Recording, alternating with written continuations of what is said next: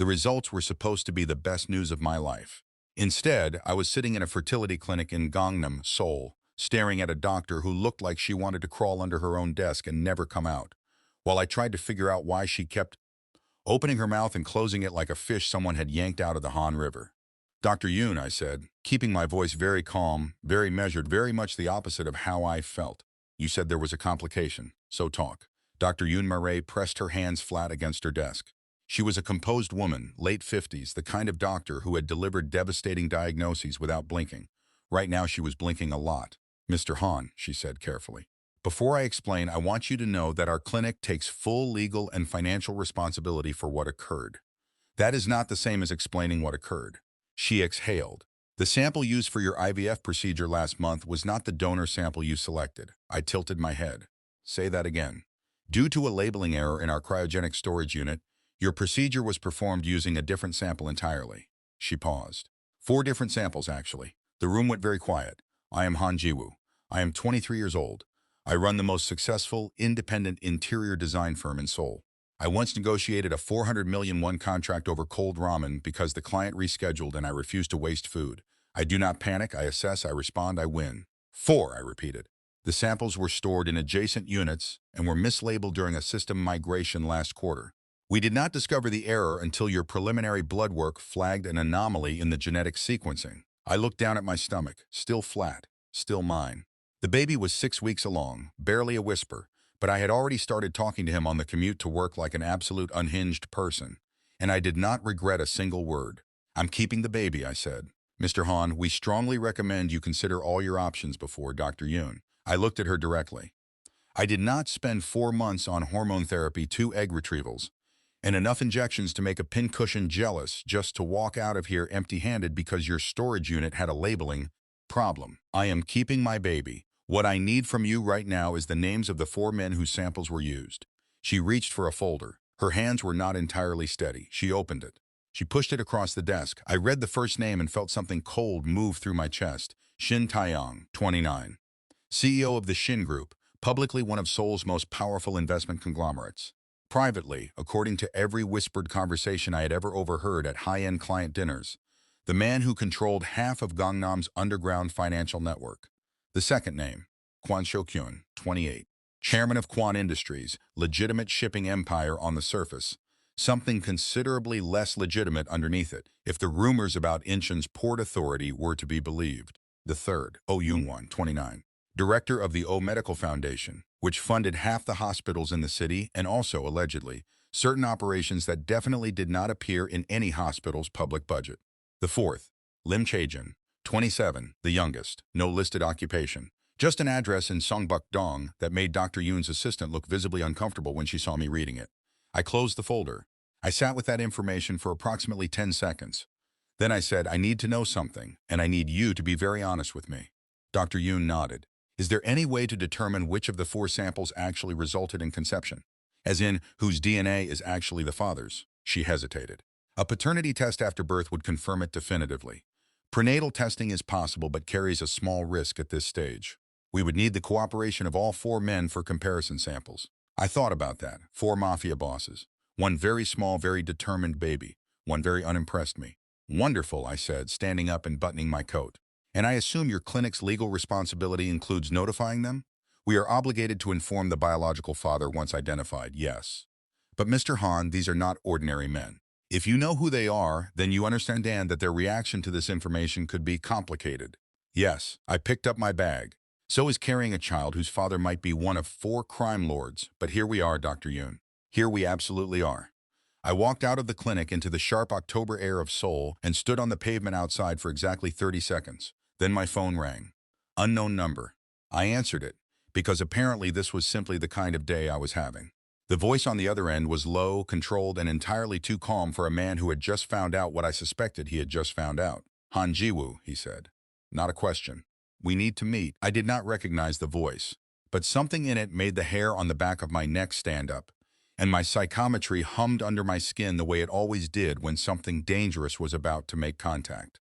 "Who is this?" I asked, a pause. Then, almost softly, "Someone who is very interested in the appointment you just finished." The line stayed open, waiting. And just like that, 4 problems with 4 very powerful names were no longer hypothetical. They already knew. I stood on that pavement with my phone pressed to my ear and made a very quick internal calculation. The clinic had called them before I even walked out the door, which meant Dr. Yoon's apology had been rehearsed, which meant whoever was on this phone had resources fast enough to make a fertility clinic in Gangnam move like a convenience store employee who just spotted their manager. "You're going to have to give me a name," I said. "I don't do anonymous phone calls." That's a boundary I set after a very bad experience with a client who wanted his living room done in all white everything. Silence. Then the faintest exhale that might have been amusement. Shin Taeyong. My stomach did something complicated. The first name on the folder. CEO. Investment conglomerate. Underground financial network. I pressed my free hand flat against my thigh and focused on keeping my voice completely unbothered. "And what exactly do you want, Shin Taeyong?" "To meet. Tonight. Tonight." I looked up at the Gangnam skyline. Gray clouds were rolling in from the east, and the wind had a bite to it that my coat was not adequately handling. See, here's my issue with that. I just received genuinely life-altering news approximately 11 minutes ago. I'm standing on a pavement in the cold, and a stranger is calling to summon me like I'm a car service. So with the greatest respect, absolutely not. Another pause. Longer this time. "Mr. Han." His voice dropped just slightly. Not threatening. Something more careful than that. "I understand this situation is not what you planned. It is not what I planned either, but we are in it together now, whether either of us prefers that or not. I am asking for 1 hour. You said we need to meet. That implies the other 3 know as well. They will be present, yes." I closed my eyes for exactly 2 seconds, 4 of them, in one room. Tonight, me, 6 weeks pregnant, with psychometry running hot under my skin, about to walk onto a space full of men who dealt in secrets for a living. Absolutely not. "Tomorrow," I said. "Neutral location, a cafe, public daytime. And I pick it." He was quiet for a moment that stretched long enough to make me wonder if I had miscalculated how much leverage I actually had in this conversation. Then quietly, "Fine. Good. I'll text this number the address by 9 tonight. Don't be late."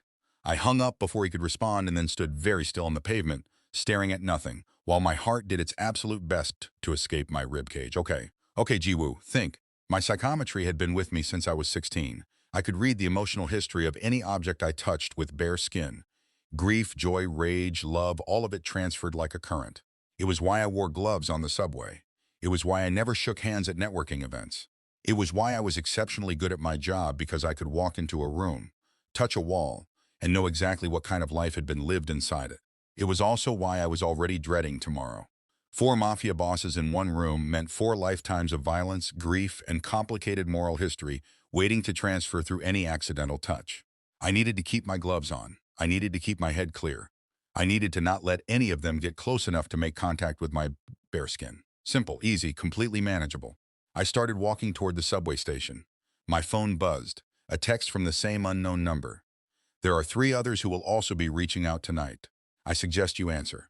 I stopped walking. As if on cue, my phone rang. "Different unknown number," I answered. "Han Ji-woo." This voice was different. Warmer on the surface, but with something careful running underneath it. "My name is Kwon Seo-kyun. I believe we have something to discuss." "Already handled it," I said. "Tomorrow, cafe, daytime." Shin Taeyong has the details. A beat. He called first. Something in his tone made me pause. There was a very specific kind of irritation in those 3 words, the kind that had history behind it. "Apparently," I said. "Of course he did." Kwon Seo-kyun exhaled slowly. "Fine, I will be there." He hung up. My phone rang again before I had even lowered it. "Oh, young one this time." Softer voice. Almost gentle. He said my name like he had already practiced it, which was somehow more unsettling than anything either of the first 2 had done. He agreed to tomorrow without argument and ended the call with a quiet, "Please take care of yourself tonight, Mr. Han," that I was going to spend considerable time being suspicious about. The 4th call came as I reached the subway entrance. Lim Chae-jin, the youngest, 27, no listed occupation. He did not say his name. He just said, "I already know where the cafe is. I'll be there." Then silence. "I haven't told anyone the address yet," I said slowly. "I know," he said, and he ended the call. I stood at the top of the subway stairs with the Seoul wind cutting through me and one very clear thought forming in the center of my mind. One of these men was the father of my child, and at least one of them was already watching me. I did not run down the subway stairs. I walked. Deliberately, evenly, like a person who had absolutely not just realized they were being monitored by a man with no listed occupation and apparently the surveillance network of a small government. I swiped my transit card. I boarded the train. I found a seat between an elderly man with a newspaper and a university student asleep against the window, and I sat down and put both hands in my lap and breathed. My psychometry hummed. It always did in crowded spaces. Every handrail, every seat, every surface in this train car carried residue of whoever had touched it last, exhaustion mostly. The particular flavor of Seoul commuter tiredness that tasted like missed meals and overdue deadlines. I kept my gloves on and focused on the tunnel rushing past the window and tried to think clearly. Tomorrow I was walking into a cafe to sit across from four men who ran the kind of operations that made prosecutors nervous. One of them was the biological father of the child I was already fiercely, unreasonably attached to. All four of them had been notified by a clinic that had essentially handed them my name, my address, and my medical history as part of their legal obligation. I needed a plan, several plans. A plan for the plan. First thing, the cafe had to be somewhere I knew well enough to feel safe and public enough that nobody could do anything dramatic without witnesses. I pulled out my phone and texted the address of Bom Bom, a small cafe in Insadong I had been using as my unofficial second office for 2 years. The owner, a 60-year-old man named Mr. Cha, had seen me conduct 3 contract negotiations and 1 very loud breakup at his corner table. He would not be rattled by 4 unfamiliar men in expensive suits. I sent the address to Shin Taeyong's number and put my phone face down on my knee. Then I made the mistake of letting my mind go quiet. 6 weeks. The baby was 6 weeks old and approximately the size of a sweet pea, and I had already decided his name would start with the character for Light, because I wanted him to come into the world knowing he was wanted. I had planned this. I had saved for this. I had done this entirely alone and entirely on purpose because I had decided at 21 that I was not going to wait for someone else to give me the family I wanted. I was going to build it myself. What I had not planned was 4 crime lords suddenly having a biological claim to my sweet pea. The train lurched. I grabbed the seat edge with my bare hand before I remembered my glove had ridden up. A flash hit me instantly, sharp and clear. Whoever had sat here before me had been crying, not sad crying. The specific exhausted crying of someone who had made a decision they could not take back and were learning to live with it. The emotion moved through me like cold water, and I yanked my glove back down and pressed my hand flat against my coat and breathed through it until it faded. I hated public transport sometimes. I got off 2 stops early and walked the rest of the way home through the narrow streets of my neighborhood, past the Pojang Matcha where the owner always waved at me, past the convenience store where I had been buying the same banana milk every night for 3 years, past the small playground that was always empty at this hour. Seoul at night smelled like fried food and exhaust and someone's laundry, and it was the most comforting thing I knew. My apartment was on the 4th floor of a building old enough to have opinions about the weather. I unlocked the door, stepped inside, dropped my bag, and stood in my own hallway in the dark for a moment. "Okay," I said to the baby, quietly. "Here is where we are. There are 4 possible fathers. All 4 are the kind of men who have lawyers on speed dial and probably at least 2 emergency exit routes memorized in every building they enter. One of them has surveillance on me already, which is either very concerning or very efficient depending on how charitable I'm feeling. And right now I'm not feeling particularly charitable." I turned the light on and went to the kitchen. "What I do know," I continued, filling the kettle, "is that none of them get to walk in tomorrow and make decisions about our life. They can have feelings about this situation. That's fine. Feelings are allowed. But this is my body, my baby, and my terms. They want access to that information. They can sit down, be respectful, and wait their turn like everyone else." The kettle started to heat. I leaned against the counter. My phone lit up on the kitchen table. A message from an unsaved number, not any of the 4 from earlier, a different one entirely. "Mr. Han, you don't know me, but I know who made the call that had your clinic notify all 4 of them within minutes of your appointment ending. It wasn't the clinic. Be careful tomorrow." I stared at the message for a long time. Someone had orchestrated this, and that someone had not yet introduced himself.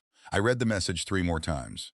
Then I screenshot it, saved it to a private folder I used for client contracts and other things I could not afford to lose, and set my phone face down on the kitchen table with the particular careful precision of someone trying not to throw it at a wall. The kettle clicked off. I made my tea. I sat down. "Think, Jiwoo."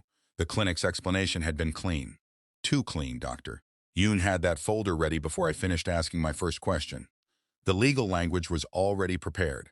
The apology had the texture of something rehearsed over several days, not something assembled in the hour before my appointment. Someone had known about this error before I walked through that door. Someone had decided exactly when I would find out and exactly who else would be informed and exactly how fast. The question was why. I wrapped both hands around my mug and stared at the steam rising off the surface and let myself feel the shape of it. 4 Mafia bosses, 1 Omega they had never met.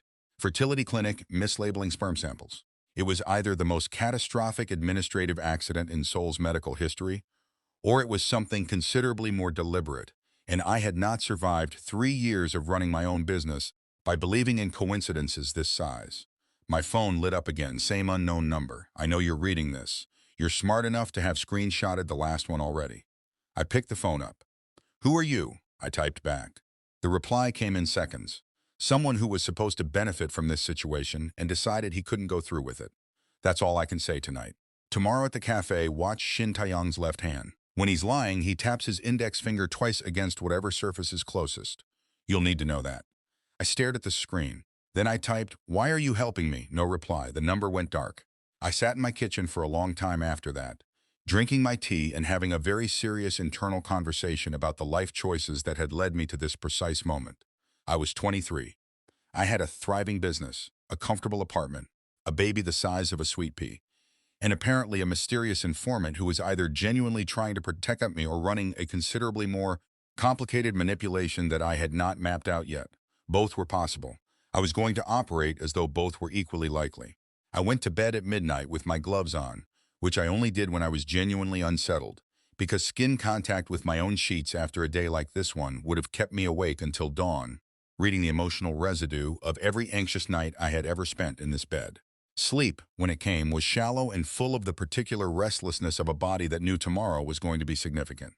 I was up before my alarm, showered, dressed, standing in front of my mirror by 7:30 in a slate blue coat I had bought specifically because it made me look like someone who did not experience fear.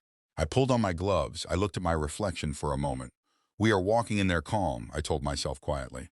We are walking in there with a list of non-negotiable terms and the complete emotional composure of someone who has definitely not been receiving anonymous texts from a shadow informant. We are not going to let any of them smell our nervousness because we do not have any nervousness. We have strategy.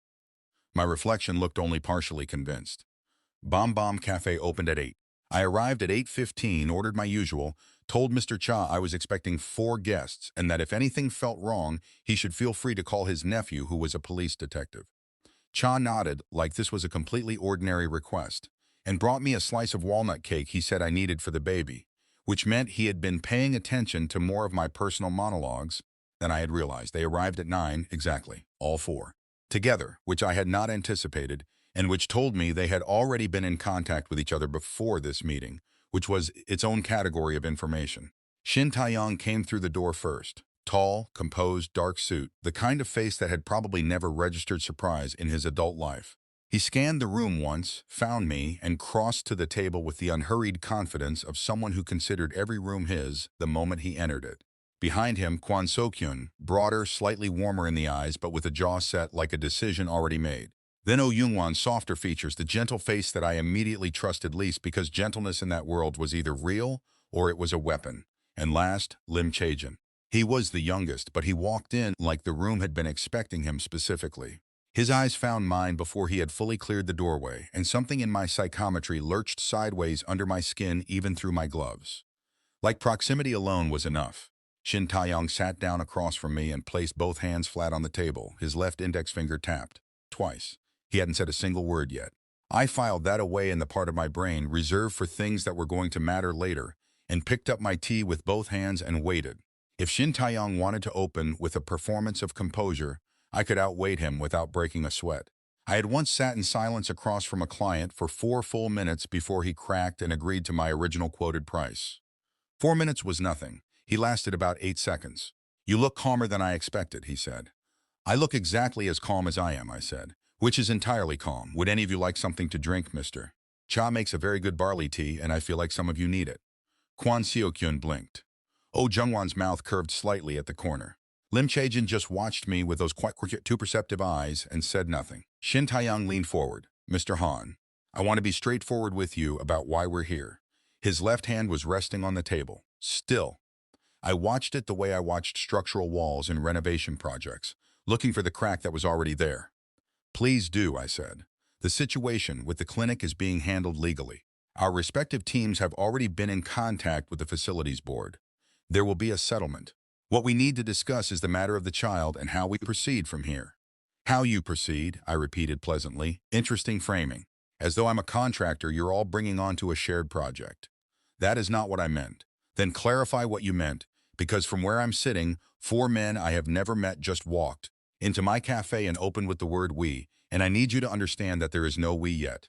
There is me and there is my baby, and there is a situation none of us created intentionally.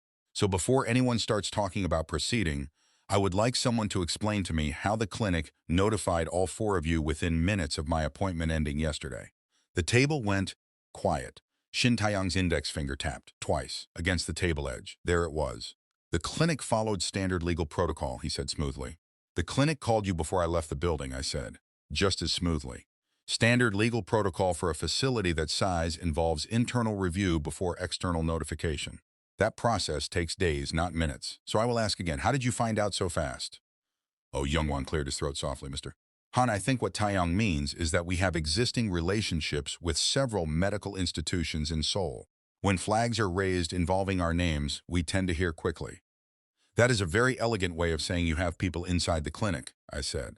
It is, Oh Jungwon agreed with a calm honesty that genuinely surprised me. I looked at him for a moment, reassessed. Kwon Xiaokyun shifted in his seat. Look, none of us knew this was going to happen. Our samples were in that facility for different reasons that are none of your business. The point is the situation exists and we are all adults. My reasons are none of your business either, I said. So we're equal on that front. Here is what is my business. I am keeping this baby. I am not interested in any arrangement that treats my child as a legal asset to be managed. I am not moving, I am not changing my life structure, and I am not signing anything drafted by any of your legal teams without my own attorney present. Those are not negotiating points. They are facts. Lim Chaejin spoke for the first time. His voice was quiet, not soft exactly, more like something very controlled choosing to present itself as quiet. Nobody here is trying to take anything from you, he said. I looked at him directly. Then what are you trying to do? He held my gaze. Figure out which one of us is the father, and make sure you're both safe until we know. Safe from what? Something moved across his face, not quite hesitation. More like a calculation about how much truth this moment could hold. Before he could answer, my psychometry spiked hard under my gloves. The sensation was sudden and sourceless, not triggered by touch, which had never happened before. It felt like standing too close to something electric, like the air in the cafe had shifted in a way that had nothing to do with weather. I gripped my mug. Lim Chaejin's eyes dropped to my hands for just a second, then back to my face. You felt that, he said quietly, not a question. My stomach dropped. I don't know what you mean. Yes, you do. His voice was barely above a murmur, private, in a room of 4 dangerous men and a very alert cafe owner. You're psychometric. And whatever just triggered that, it came from outside this building. I stared at him. Someone followed us here, he said. And it is not someone any of us invited. I did not look toward the window. Every instinct I had was screaming to turn and scan the street outside, but I had enough situational awareness to know that looking was exactly what I should not do if someone out there was watching. This table. How do you know about my ability, I said, quietly, evenly, like we were still discussing tea preferences. Lim Chaejin did not look away from me. Because I've known about you for longer than yesterday. The table shifted, not physically. The energy at it shifted. The way a room changes when someone says something that cracks the agreed version of events down the middle. Kwon Xiaokyun turned to look at Chaejin with the particular expression of a man recalibrating something he thought he already understood. Oh Jungwon went very still. Shin Taeyang's left hand moved to the table edge. Tap, tap. Explain that, Shin Taeyang said. His voice was controlled, but the instruction underneath it was not a request. Not here, Chaejin said. His eyes were still on me. We need to move. Whoever is outside has been stationary for 4 minutes on the east side of the street. They're not a pedestrian. How are you tracking that from inside this cafe, I asked. He tilted his head very slightly toward the small mirror mounted near the entrance that Mr. Cha used to watch the counter when he was in the back. It reflected a clean angle of the street. Chaejin had been watching it since he sat down. I had underestimated him. I added that to my list of things I could not afford to do again. I'm not leaving with 4 men I met 20 minutes ago, I said. You're not leaving with us, Chaejin said. You're leaving separately, right now through the back. Mr. Cha knows the way. I looked at him. You know, Mr. Cha, I know this neighborhood. A pause. I know a lot about you, Jiwoo. I will explain everything, I promise. But not while someone outside is pointing a camera at this window. It was the first time any of them had used my given name. It landed differently than I expected. Not presumptuous, almost careful, like he had been holding it for a while and only released it because the situation demanded it. I pushed my chair back and stood up. If this is some kind of coordinated intimidation tactic to get me moving in a direction you've already planned, I want you to know that I will make all four of your lives extraordinarily difficult. I believe you completely, Chajin said, and he sounded like he meant it. I went to find Mr. Cha. The back exit of Bom Bom opened into a narrow service alley that smelled like roasting coffee and cold stone, Mr. Cha handed me my coat, pressed a small paper bag of walnut cake into my hands with the gravity of a man performing an important ritual, and told me to text him when I was home. I told him I would and slipped out into the alley and stood in the gray morning air with my heart doing something loud and unprofessional in my chest. My psychometry was still humming. Not the ambient buzz of a crowded space, something more focused, more directional. It was coming from behind me, and when I turned, Oh Jungwon was stepping through the back door, with his hands visible and his expression deliberately non-threatening. "The others are handling whoever is outside," he said. "I came to walk with you to the main road, nothing else. I didn't agree to that. I know. I'm asking." He looked at me steadily. "You just found out your pregnancy has 4 variables and someone is surveilling your first meeting with those variables. You're handling it well. Remarkably well. But you shouldn't walk out of this alley alone." I studied him for a moment.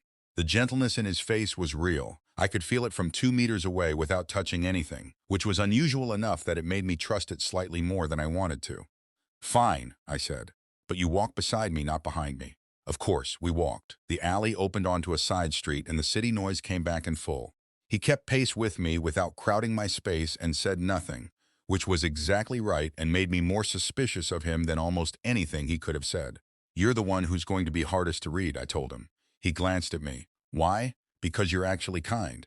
And in this situation, I can't yet tell if that's just who you are or if it's what you're using." Oh Jungwon was quiet for a moment. Then, softly, "That's the most honest thing anyone has said to me in a long time." My psychometry settled slightly. Just slightly. The baby was still there, still quiet, still mine. And somewhere behind us, 3 Mafia bosses were dealing with whoever had been watching us. And one of them already knew things about me he should not know, and none of this was close to over. But I was walking, on my terms, in my city, and that counted for something. If this story has you hooked and you are not subscribed yet, what are you doing? Hit that subscribe button right now, because next scene is where everything we thought we knew gets completely destroyed. You do not want to miss it. Oh Youngwon walked me to the corner of the main road, said goodbye with a small nod that managed to be both respectful and warm, and disappeared back into the side street without another word. I stood at the crosswalk and watched the pedestrian signal and tried to organize the inside of my head into something functional. It did not go well. My phone buzzed. Shin Taeyong. The person outside the cafe was a photographer, freelance. Someone hired him this morning with a cash payment and a description of all 5 of us. "We have his camera. The photos have been deleted. He will not be returning," I typed back. "What do you mean he will not be returning?" "He has been encouraged to pursue other professional opportunities." That is genuinely alarming phrasing. "He is unharmed.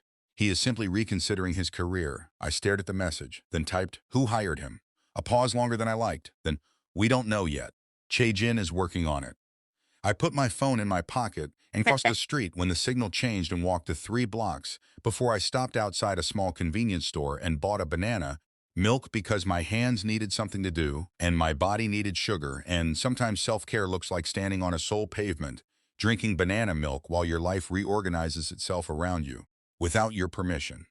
Someone had hired a photographer to document that meeting, which meant someone knew the meeting was happening, which meant the anonymous texter from last night, my shadow informant, was either the person who hired the photographer or the person trying to warn me about whoever did. 2 possibilities, both uncomfortable. My phone rang. "Chaejin," I answered. "Are you somewhere private?" he said. "I'm on Insadong-gil drinking banana milk, so no, a beat. Can you walk toward Tapgal Park? There's a bench on the north side near the old pavilion. I'll meet you in 10 minutes. You want me to walk to a park alone to meet the most mysterious person at that table. You see how that sounds?" "I do," he said. "I also think you know I'm not going to hurt you. Your ability would have told you that already." He was right, and I resented it. 10 minutes, I said, and hung up. Tapgal Park was quiet at this hour, mostly older men playing baddock near the entrance and pigeons conducting their usual territorial disputes near the pavilion. I found the bench and sat and finished my banana milk and waited. Chae-jin arrived in 9 minutes. He sat down beside me with a distance between us that was deliberate and considerate, leaving enough space that nothing about his posture crowded mine. He was not wearing a coat despite the cold, which either meant he ran warm or he had left the cafe faster than expected. "Talk," I said. He looked at the pavilion for a moment. "I knew about your psychometry because I've been aware of you for about 8 months, not in a surveillance way. I was trying to figure out if you wear safe way. Safe from what? From the person who orchestrated the clinic mix-up." The pigeons near the pavilion erupted suddenly and resettled. I kept my eyes on Chaejin. "It wasn't an accident," I said. "No." He turned to look at me directly. "Someone accessed the clinic's cryogenic storage 6 weeks before your procedure. They cross-contaminated the sample deliberately. All 4 of us were targeted, because separately we are powerful but contained. The person who did this wanted to create a situation where all 4 of us would be forced into contact with each other and with an unknown variable." "I'm the unknown variable," I said flatly. "You were supposed to be. Someone who could be pressured or managed once the situation was revealed. They didn't account for who you actually are." I sat with that for a moment. The cold was getting into my fingers even through my gloves. "Who did this?" I said. Chaejin's jaw tightened. "Someone inside our combined networks. Someone who has been building toward this for over a year. The anonymous text you received last night, that was from my contact inside the operation." He got cold feet. Everything clicked into place with a precision that made my stomach turn. "The mix-up wasn't random," I said slowly.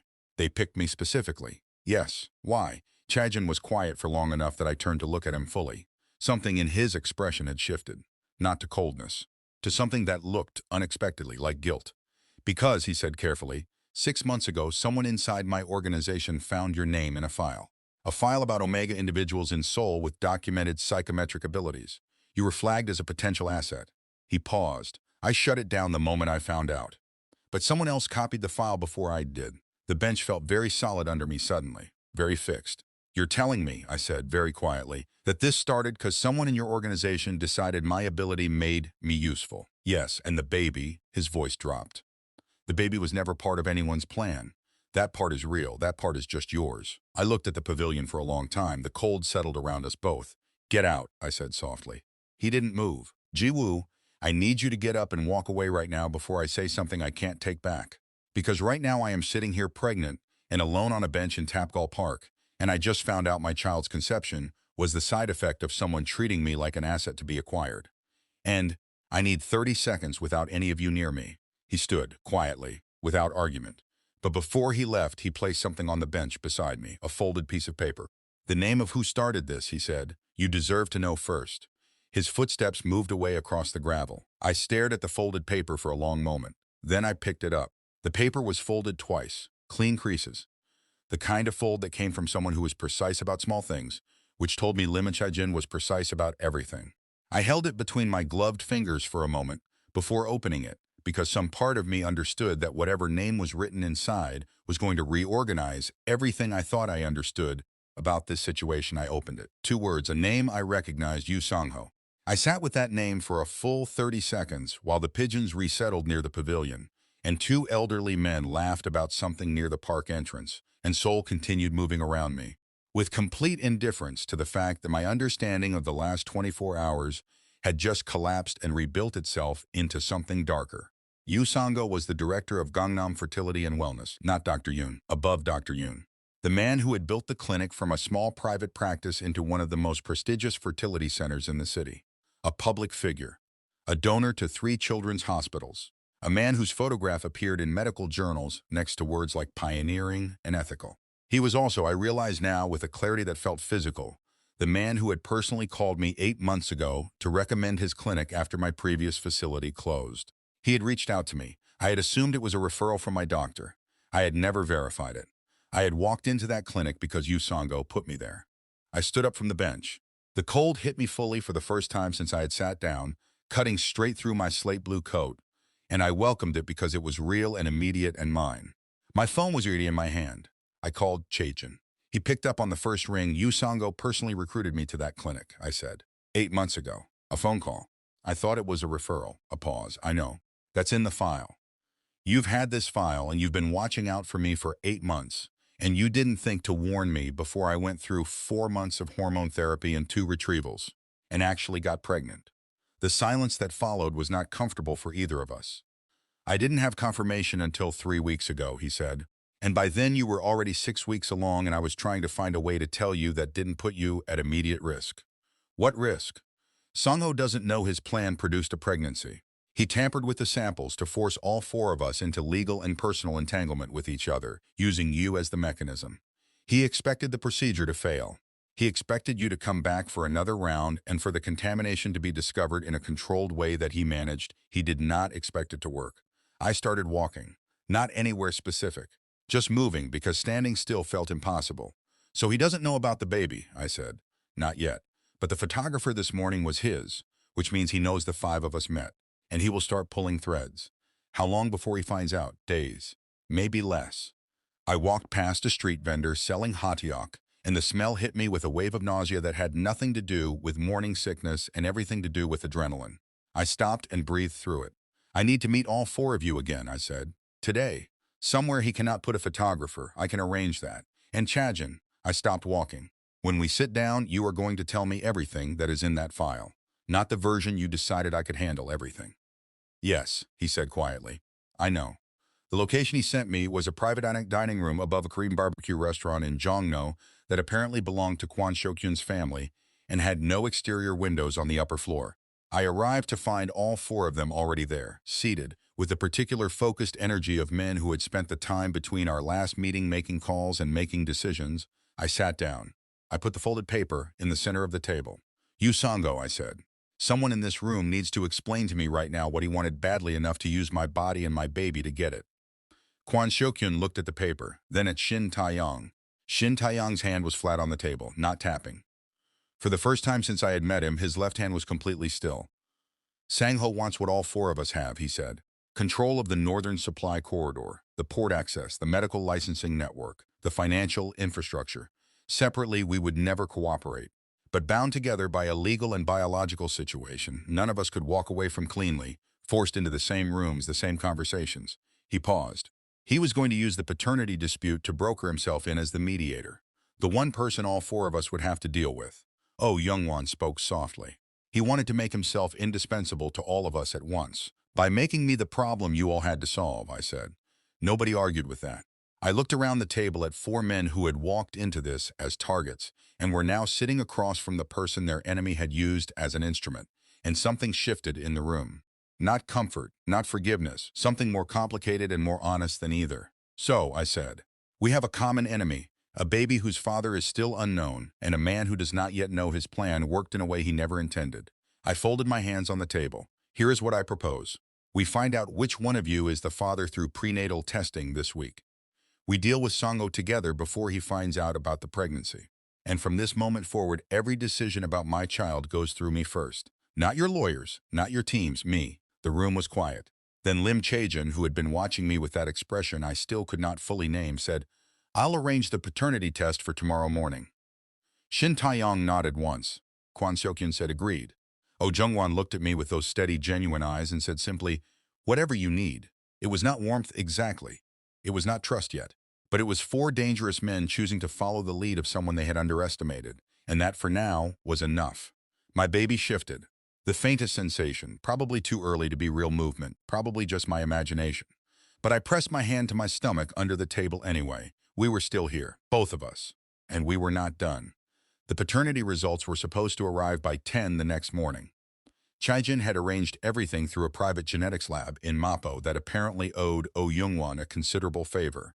And the process had been fast and clean and completely off any official record.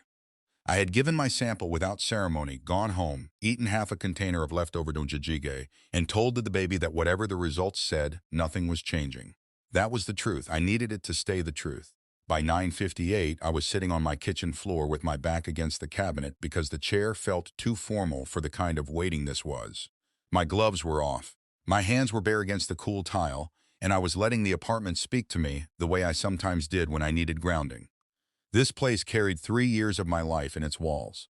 Late nights and early mornings and the particular relief of a signed contract and the quiet satisfaction of a meal cooked just for myself. It was mine in a way that went deeper than the lease. The baby was mine that way too. My phone lit up at 10 exactly. A message from the lab, a single document attached. I opened it. I read the result. I sat very still on my kitchen floor for what felt like a long time, but was probably 40 seconds. Then I called Shijin. He answered immediately. I got it too, he said. His voice was different. Not the controlled quiet I had come to recognize. Something underneath that, something stripped of its careful management. You already knew, I said. Not an accusation, a realization arriving late. A pause that confirmed it before he spoke. I suspected. The timing of when my sample was added to the storage unit relative to yours. I wasn't certain, but suspected for weeks, yes. I pressed my free hand flat against the tile floor. That is a significant thing to suspect and not tell someone. I know. His voice was low. I'm sorry, Jiwoo. I needed to be sure before I said anything that couldn't be unsaid. I looked at the result on my screen again. The name printed beside the confirmed paternity was not a surprise anymore. It sat there clean and factual and enormous. Lim Chae-jin. The youngest, the one with no listed occupation. The one who had known about my psychometry before I said a word. The one who had put a name on a piece of paper and handed it to me like an act of contrition before he even knew for certain that the child was his. The others, I said. Do they know yet? They will when they open their results, which should be in approximately the next 3 minutes. I stood up from the floor. My legs were steady, which surprised me slightly. I need you to come here, I said. Not with the others, just you. A breath. Are you sure you are the father of my child? We have approximately 3 minutes before 3 Mafia bosses find out they are not. Come here so we can have one conversation that belongs only to us before everything else arrives. I'm already in my car, he said. I've been parked outside your building since 8. I walked to my window and looked down at the street. A dark car sat against the curb. As I watched, the window lowered slightly. I should have been angry about that. I cataloged the anger carefully and set it aside for later, because right now there was something more immediate pressing against my chest. My phone buzzed. Shin Taeyang, then Kwon Jo-kyun, then Oh Jungwon. 3 messages in under a minute. I did not open any of them. The buzzer sounded. I pressed the entry release without answering it. I heard his footsteps on the stairs. 4 flights, unhurried, steady. The particular rhythm of someone who was not running toward this moment, but was not running from it either. He knocked once. I opened the door. Lim Chae-jin stood in my doorway with the October cold still on his jacket, and an expression that was the most unguarded I had seen on any of their faces since this began. The careful control was still there, but something behind it was forward and visible and entirely undefended. Hi, he said. You have approximately 90 seconds, I said, before my phone becomes unusable. So say whatever you came here to say. He looked at me for a moment. Then, quietly, I didn't plan this, any of it. But I have spent 8 months making sure you were safe without knowing how to tell you why. And now I know why, and I still don't have the right words. So I'm just going to tell you the only true thing I know right now. My psychometry surged under my bare hands. No gloves, no barrier. The door frame I was holding carried his presence already, just from the proximity, and what moved through it was not what I expected from a man who ran in the circles he ran in. It was terrified hope. Raw and unpolished and completely real. I want to be here, he said, for both of you, not as an obligation, not because the test says I should be, because for 8 months I've been watching you build your life on your own terms, and I have never respected anything more. My phone lit up in my pocket, then buzzed again, then again. Neither of us looked at it. That is, I said carefully, a very good start. Something in his face shifted. The relief in it was almost painful to witness. Then my phone rang. Not a message, a call. Shin Taeyang. I let it ring, then it cut and rang again immediately, and the particular urgency of a repeated call from a man like Shin Taeyang was not something I could dismiss. I held up one finger to Chajin and answered. Taeyang. My voice was even. I know you've seen the results. We will talk, but right now I need Jiwoo. His voice was tight in a way I had never heard from him. All the smooth control was gone. This is not about the results. Sangho knows about the baby.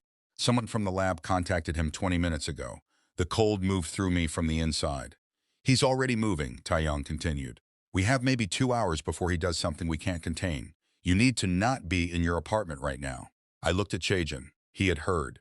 His expression had gone completely still in the way that I now understood meant he was already calculating. How did Sangho get someone inside that lab, I said. Taeyang paused. And in that pause, Chajin's eyes dropped to my stomach for just a second. Protective, immediate, instinctive. Then he looked back up at me and said very quietly, because the person who contacted Sangho from the lab was using my account credentials. The air in the doorway went very still. Someone inside your network, I said slowly. Someone I trusted, he said, his jaw tightened. Someone who has been 2 steps ahead of me this entire time. My phone buzzed again.